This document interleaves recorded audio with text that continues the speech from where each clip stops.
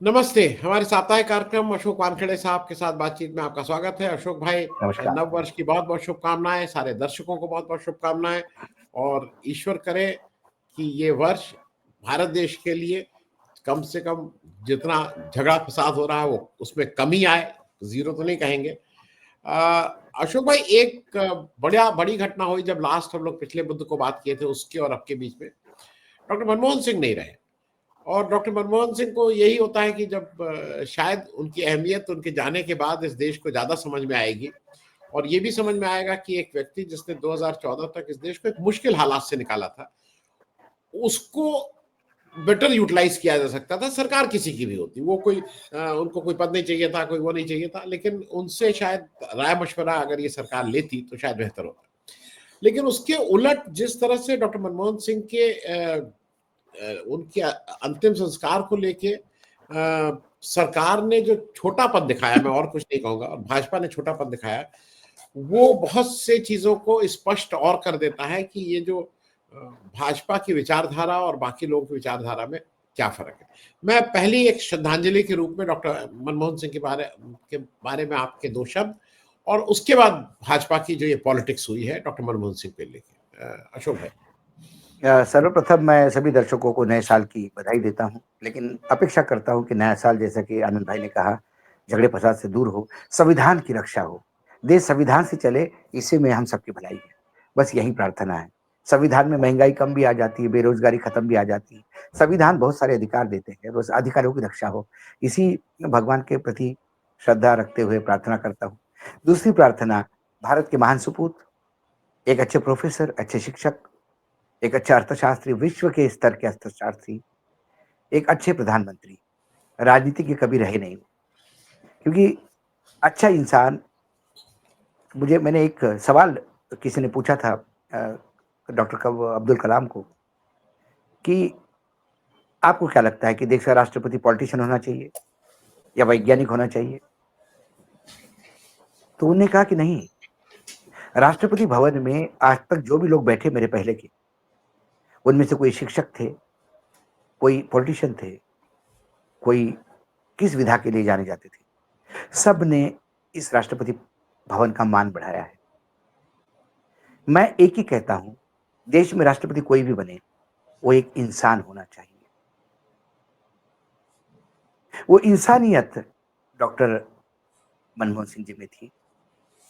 अब मुझे याद है कि एक सुनील तातेड़ मेरे मित्र थे, क्योंकि उनका नैनीहाल मेरा जिला था, यवतमाल, तो एक अलग संबंध थे उनसे मेरे। अभी रिटायर्ड हो गए हैं। वो मिनिस्ट्री ऑफ एचआरडी में डायरेक्टर पद पे थे। उनके कोई बैचमेट पीएमओ में थे, तो ये पीएमओ गए और उनके चेंबर में बैठ के बात कर रहे थे, दोनों बैठने ने अपने। इतने में दरवाजे पे एक्सक्यूज मी हुआ। उन्होंने देखा, खुद प्रधानमंत्री एक फाइल लेके उस चेंबर में थे और उन्होंने कहा कि hope I am not disturbing you. ये दोनों उठ के खड़े हो गए प्राइम मिनिस्टर सामने। उन्होंने कहा नो नो सर। बोला this is the file, if you could just make a note on this and give it to me. इतनी पोलाइटली एक प्रधानमंत्री बोलता है। यहाँ तो अपने सामने फोटोग्राफर और कैमरे के बीच में यदि कोई आ जाए तो उसको धक्का देके साइड को किया जाता है, और देश की रक्षा करने वाला रक्षा मंत्री भी खुद की रक्षा नहीं कर पाता, वो भी धक्का खा के साइड को होता है। तो जो दो टाइप के लोग होते सर, एक उस पद पे जाने के बाद उसके पद के अनुरूप अपने आप को ढालते हैं, और कुछ लोग होते हैं कि जो उस पद पे जाते हैं तो उस पद की गरिमा कई गुना बढ़ाते हैं। डॉक्टर मनमोहन सिंह उसमें से थे। उसको मोनी बाबा कहते थे। उन्होंने कितनी प्रेस कॉन्फ्रेंस एड्रेस की आप देखिए। और ये जो बाकी लोग जो अपने आप को मन की बात कहने में ही संतुष्ट होते हैं, क्योंकि जन की बात सुनने की मादमा नहीं है। जब जनता बोलेगी तो आपकी वीकनेस पे भी बोलेगी, जब जनता बोलेगी तो आपके कुकर्मों पे भी बोलेगी। कभी भी किसी टेढ़े सवाल को लेके कभी मैंने विचलित होते हुए नहीं देखा। कभी किसी ने उनको ये नहीं कहा कि तुम ये बात नहीं करो, तुम चले जाओ। कभी किसी ने इनको नहीं कहा कि तुम सिर्फ मेरे खिलाफ सवाल पूछने के लिए पैदा हुए हो, कभी नहीं कहा।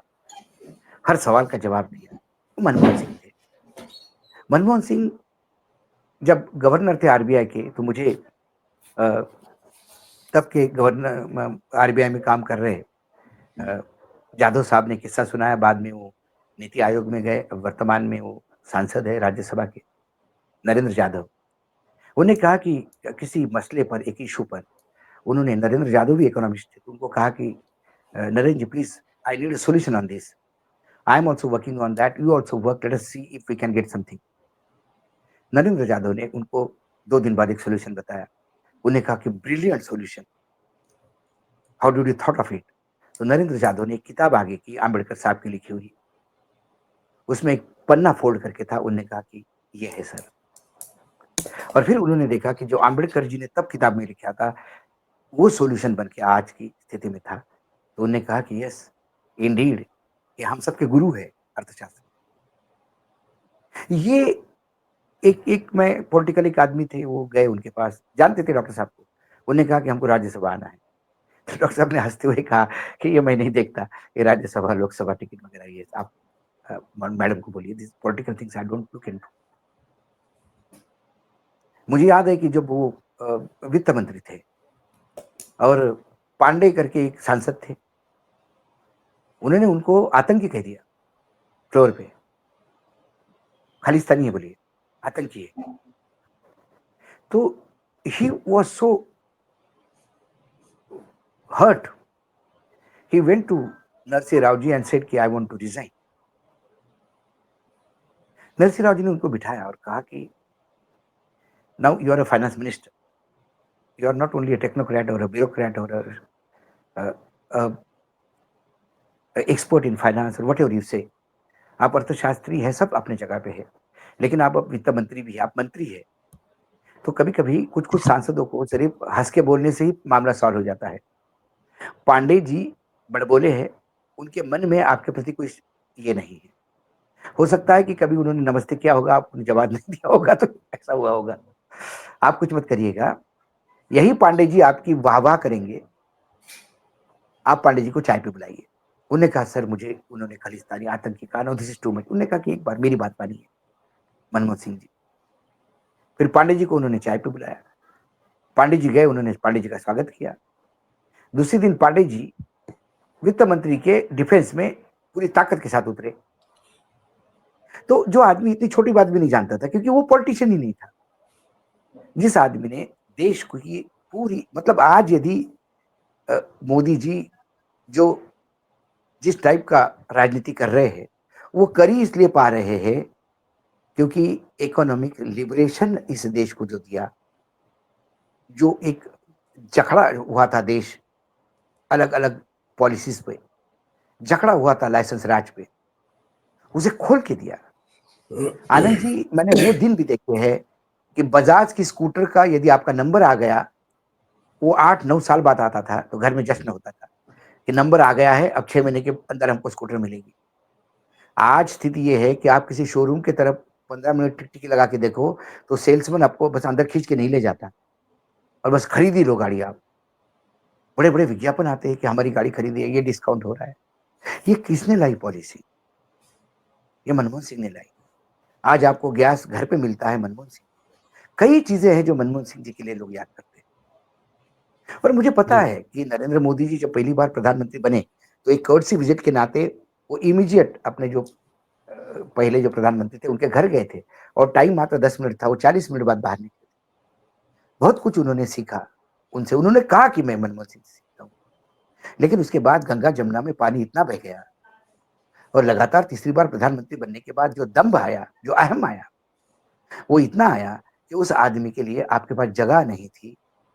आपने एक देश के पूर्व प्रधानमंत्री, जिसने देश की एक सामान्य इंसान को, मिडिल क्लास को जिंदगी जीने का अधिकार दिया, उस आदमी के लिए आपने निगमबोध घाट तय किया, आप जगह पर तक नहीं दे पाए। और जब ये बात होती है तो ये बार बार कहती कि कांग्रेस ने उनका अपमान किया। हाँ, किया होगा कांग्रेस ने अपमान, लेकिन कांग्रेस ने अपमान किया इसका मतलब आपको लाइसेंस नहीं मिलता कि आप उसका अपमान करें। फिर आप में और कांग्रेस में फर्क क्या रह गया? क्या आप कांग्रेस की कार्बन कॉपी हो? दुख होता है। जी लेकिन शमशान में हो या किसी बड़े जगह पे हो। मनमोहन सिंह का महत्व इसमें नहीं कि उनका क्रिमेशन कहाँ होता है। मनमोहन सिंह का महत्व उनके किए हुए कार्यों से आका जाता है। और सालों साल, जैसा बाबा साहेब आंबेडकर की आर्थिक नीतियों को आज भी, क्योंकि आंबेडकर जी को बहुत लोग कम अर्थशास्त्री के रूप से जानते हैं, कि जो लोग तो उनको बस संविधान संविधान करते हैं, हमारे राजनीति के थोड़े पढ़ लिख लेते तो उनको संविधान के जनक से बड़ा इकोनॉमिस्ट थे वो। आज भी विश्व में उनकी कई नोबेल प्राइज विनर जो है अर्थशास्त्र में, जिनका बेस आंबेडकर है। तो मनमोहन सिंह जी सालों साल, अगिनत सालों के लिए इस देश की इकोनॉमी पटरी पे लाने के लिए जाने जाएंगे। और आने वाले समय में ये भी मैं आपको भविष्य बताता हूं, नरे नरे जो डॉक्टर साहब ने पटरी पर लाई भारतीय अर्थव्यवस्था, उसको पटरी से बाहर फेंकने के लिए लोग मोदी जी को भी जिंदगी भर याद रखेंगे। जी, जी। देश पे 205 लाख करोड़ कर्जा करने के लिए जिंदगी भर याद रखेंगे। 2073 की सरकार, मैं अभी की नहीं कह रहा हूं, 2073 की सरकार कोसेगी मोदी जी को, क्योंकि 2023 में उन्होंने 50 साल के बॉन्ड लिए, कर्जा इन्होंने लिया, चुकाना उनको पड़ेगा। जब बबूल का पेड़ बोओगे तो आम की अपेक्षा मत कीजिएगा। कहां से? तो मनमोहन सिंह जी का अपमान नहीं मानता मैं। मनमोहन सिंह जी का अपमान करने के लिए भी मनमोहन सिंह के जैसा स्ट्रेचर चाहिए। हाथी जब चलता है तो कई कुत्ते भौंकते हैं, वो हाथी का अपमान नहीं होता। जी। और छिछोरे नेतृत्व से अच्छी कामगिरी में अपेक्षित नहीं कर सकता। जी। अशोक भाई, मैं एक चीज इसलिए ऐड कर दूं और फिर नेक्स्ट पे आ जाए। मुझे ऐसा लगता है कि जिस समय निर्णय की जरूरत थी, जब राष्ट्र के हित और अहित की बात थी, तो उन्होंने निर्णय लिए। न्यूक्लियर डील जो अमेरिका की थी, वो पूरा लेफ्ट, और यहां तक कि उस लेफ्ट का प्रेशर सोनिया गांधी के ऊपर भी था। अगर लेकिन ये अकेला निर्णय था जिसपे मनमोहन सिंह बिल्कुल डिगे नहीं। उनको लगा कि इस देश को उस अमेरिका की जो सिविल न्यूक्लियर एग्रीमेंट है वो साइन करना ही चाहिए हमें, और उस समय उन्होंने अपने को असर्ट किया। अब वो किसकी पोस्टिंग, किसका कौन सेक्रेटरी बनेगा, कौन डिप्टी सेक्रेटरी बनेगा, इससे उसमें भी उनको आनंद नहीं। जी, मैं बता देता हूं, जी, अन्ना हजारे का आंदोलन भी जी, अमेरिका के लिए प्लस पॉइंट था, क्योंकि एटॉमिक एग्रीमेंट अमेरिका से साइन करने के बाद अमेरिका इस मुगालते में रहा, और डॉक्टर साहब को सबने अमेरिका का दोस्त समझ दिया, तो उनको लगा कि एटॉमिक रिएक्टर्स की ऑर्डर हमको ही मिलेगी। लेकिन वो डॉक्टर साहब थे, उन्होंने दोस्ती से ज्यादा अपने देश को अहमियत समझी। पहला ऑर्डर उन्होंने फ्रांस को दिया और दूसरा ऑर्डर रशिया को दिया। जब एग्रीमेंट साइन करने के बाद भी रिएक्टर का ऑर्डर धंधा नहीं मिल रहा, तो अमेरिका नाराज हो गया। पूरे मिडिल ईस्ट में पिंक रिवॉल्यूशन तो चल ही रहा था, उसका एक्सटेंशन हमारे यहां अन्ना हजारे हुआ। जी, जी। और अशोक भाई, इस पे भी मैं इसलिए इसको एक्सटेंड कर दूं आपकी बात को, कि ये जो 2009 से 2014 में खास करके 11-12 के बाद उनके अगेंस्ट जो षड्यंत्र किया, जिसके मुख्य षड्यंत्रकारी विनोद राय के हाँ, नेतृत्व में षड्यंत्र किया गया, अन्ना हजारे का षड्यंत्र था, ये सब षड्यंत्र थे।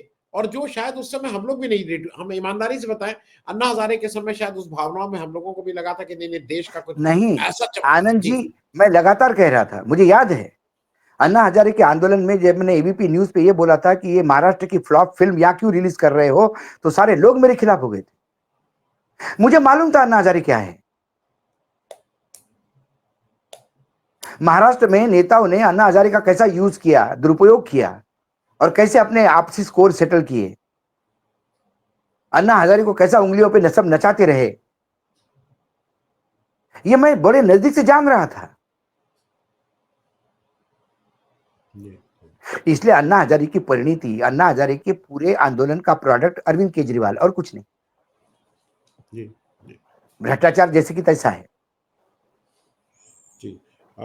मैं अब एक दूसरे उस पे आ जाऊं जरा मामले पे, और ये इसलिए है, ये संवेदनशील है, उसके बाद करके मैं थोड़ी पॉलिटिक्स की बात करूंगा। डल्लेवाल साहब एक अनशन कर रहे हैं, 26 नवंबर से अनशन है, 37 दिन हो गए हैं। हालत खराब है।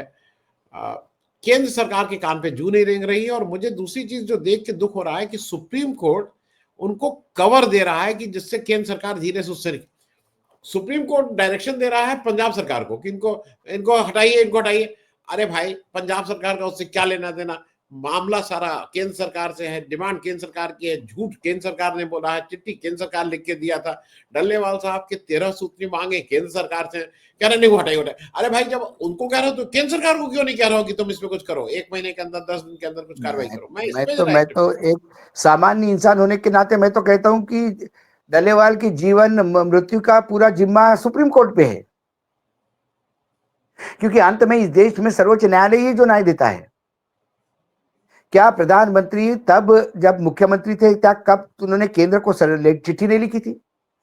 क्या उन्होंने तब एमएसपी को एक कानून बनाने की बात नहीं की थी? खुद नरेंद्र मोदी ने लिखी हुई चिट्ठी आज प्रधानमंत्री के कार्यालय में पड़ी होगी।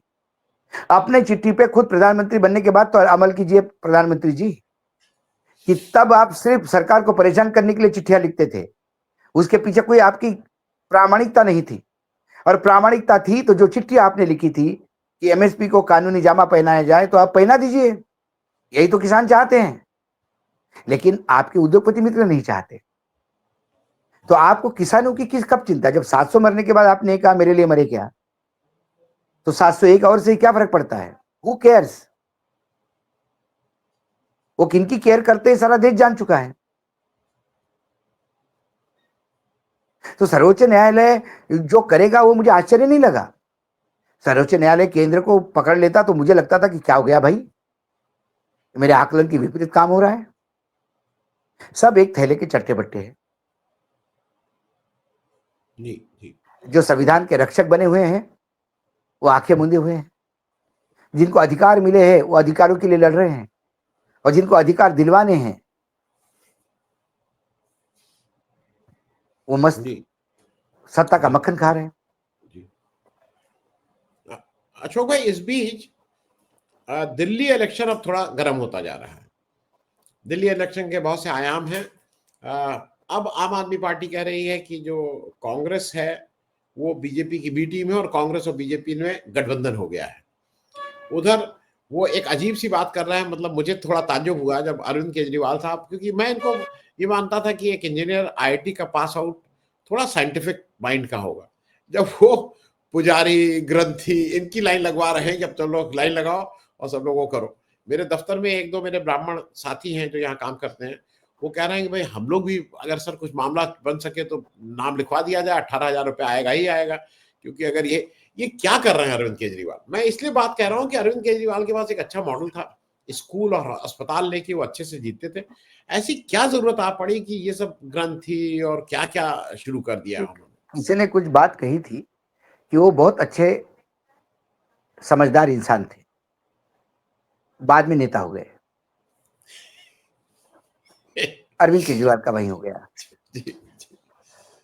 जैसे अरविंद केजरीवाल नेता बन गए, उन्होंने इंटरनेशनल एंटायर पॉलिटिकल साइंस में डिग्री ले ली। उसके बाद वो आईआईटी आईआईएम वगैरह है वो सब थर्ड रेट है, वो कोई डिग्री थोड़ी है। तो उस अब राजनीति में लॉजिक नहीं चलती,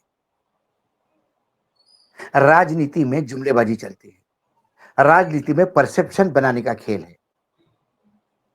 केजरीवाल को डर है कि यदि उनका वोट बढ़ता है तो बीजेपी सत्ता में आएगी। और दिल्ली का इतिहास है, बीजेपी तभी सत्ता में आती है जब सामने वोट बढ़ता है। दिल्ली विधानसभा के चुनाव में बीजेपी का 30 से 34% के बीच में वोट एस्केलेट होता है। शाहीन बाग होने के बाद भी वो वोट उतना ही रहा, 1-8% बढ़ा। दिल्ली में पहली बार बीजेपी सत्ता में आई जब बीएसपी ने दिल्ली में एंट्री की।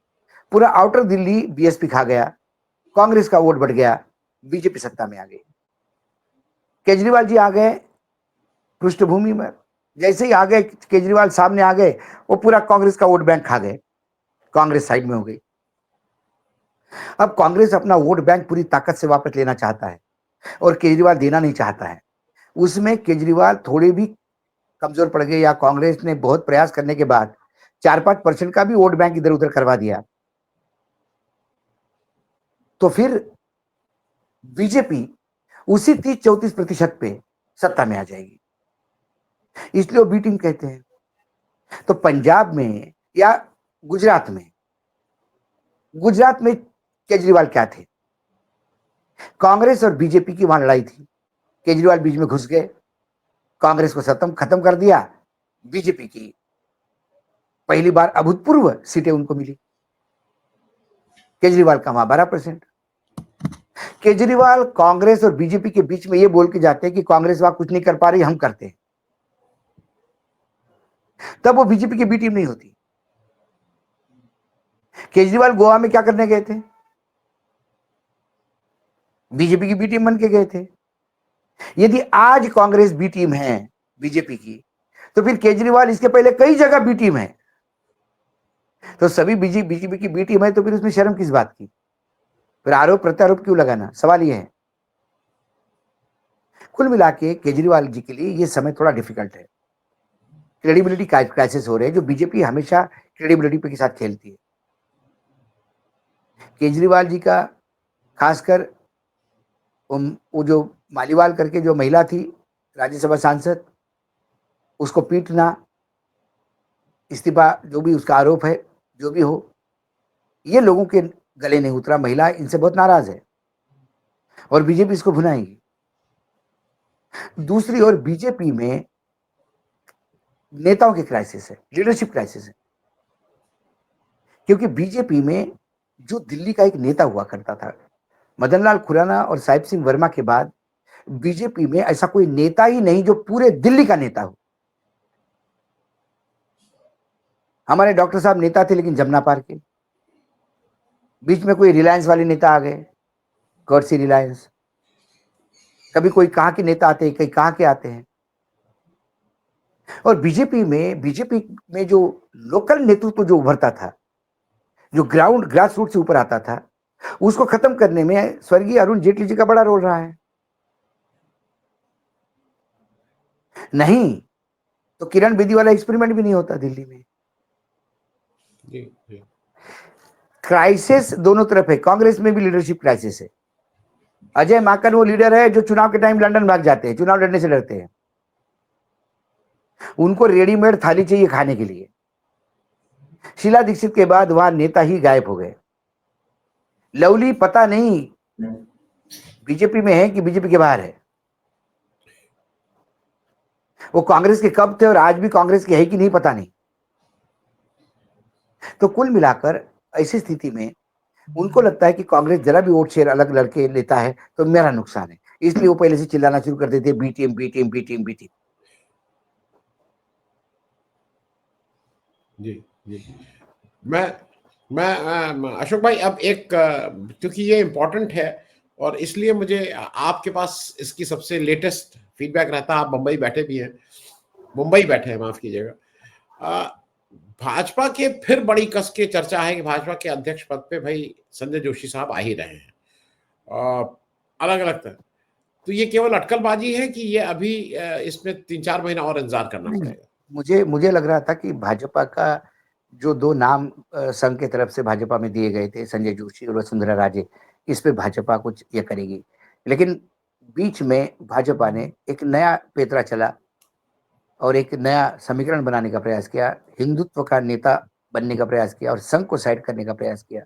इसमें संघ चालक ने कुछ वक्तव्य दिया, उसके बाद संघ चालक पे हमले होने लगे। इससे पूरा संघ आहत है। और जो मुझे इंफॉर्मेशन है मेरे पास, चाहे भाजपा स्प्लिट हो जाए चलेगा, लेकिन अब संघ आर पार की लड़ाई के मूड में है इन दो गुजरातियों के साथ। सवाल बीजेपी के साथ लड़ाई का नहीं है, सवाल ये दोनों गुजरातियों के साथ लड़ाई का है, जहां दोनों गुजराती भी आपस में लड़ रहे हैं। मतलब ये चंद्रकांता सीरियल हो गया है, षड्यंत्रों में षड्यंत्र, षड्यंत्रों में षड्यंत्र। और ये छोटी छोटी लड़ाइयां कई जगह लड़ाई, कई मोर्चे पर लड़ी जा रही है। एक मोर्चा आपके यूपी में भी खुला है। एक यूपी के कैबिनेट के मंत्री ही अपने सरकार पे आरोप लगा रहे हैं कि उनकी हत्या हो सकती है। तो ये जी कई उसी मोर्चे में से एक मोर्चा है। जो मुख्य लड़ाई है गुजराती और दोनों गुजरातियों की और मोहन भागवत की।